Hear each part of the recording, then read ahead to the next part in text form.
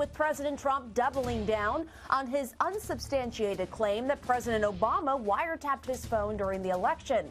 The president telling the conservative website Newsmax, quote, "This will be investigated. It will all come out. I will be proven right." Bakari? Well, I think that one of the things that this administration does not have is any trust in or credibility.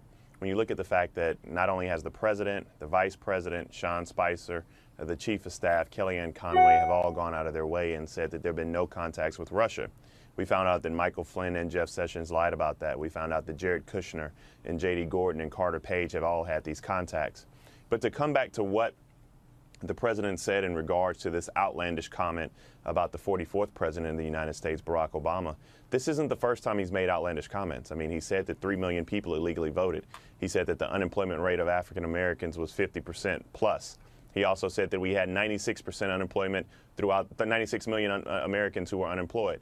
I mean, this president makes these statements all the time, and these statements are just flatly lies. And so now we have to go back and prove a lie to be a lie, which is a little bit illogical, but the media has to do its job and do that. This is not something that is going to take us away from our eye being on that ball, which is the fact that apparently there are issues with Donald Trump, his campaign, his presidency, and the Russian government. Okay, Bakari, President Trump, as we know, has had a rather complicated history with former President Obama. Here's a quick reminder of that. I think that President Obama is behind it because his people are certainly behind it. And we are grateful to President Obama and First Lady Michelle Obama for their gracious aid throughout this transition. He is the founder of ISIS. He's the founder of ISIS. I have great respect. The meeting lasted for almost an hour and a half, and it could have, as far as I'm concerned, it could have gone on for a lot longer. Our president's the greatest divider I've ever seen. There's one line called place of birth. I'd like to see what he said. So we've had a statement from the former president's spokesperson denying the wiretapping story. But is it time for Mr. Obama to come out and shut this down himself, Bakari? Not at all. I mean, the president has served this country admirably for 8 years.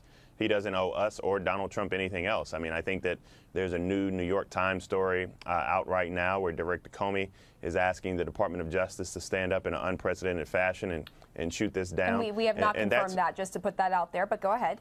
And that's fine. I mean, the point being is that this president lies, and he lies often. My good friend Andre was going down this litany of things that Donald Trump actually, you know, quote unquote, disproved media and everyone else about. Well, let me tell you what he's never come out and actually apologized for or disproved.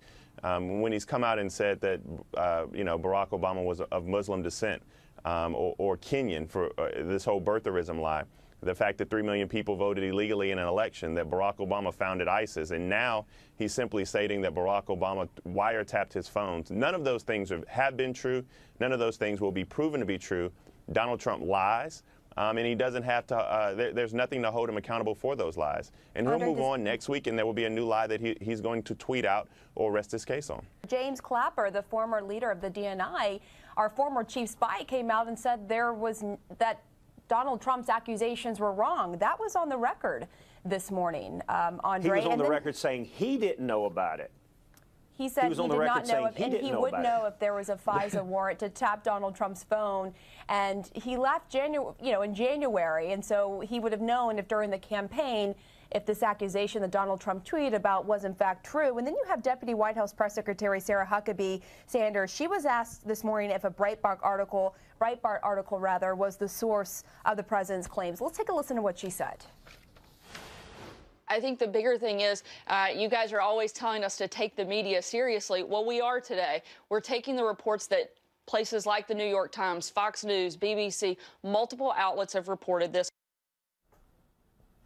Okay, so Andre, what is your reaction to that? Basically, she's saying that this was based on these media reports without any sort of hard proof to back up what the president had tweeted. Well, I don't know where he came from with this, but I feel like if he was willing to put this out there, he must have some information that I don't have, and maybe my friend Sarah Huckabee doesn't have as well. But what if it ends up he doesn't? I mean, what if it ends up it really was based on these articles? How would you feel about that? And that's I think that is more than a fair question, and if it is, in fact, he has no way to back it up, then that doesn't help him when he tries to convince the American public of something else. And so it's a credibility issue. He's got to be able to back this up, and he's got to be able to substantiate it. We got to wrap it up, Akari. I'm sorry so much. Oh. I'm sorry, but we'll have you. You know, you're on all the time. All of you guys are on all the time, so you'll have another chance to say what you want to say. Thank you to the three of you for that really interesting and important discussion.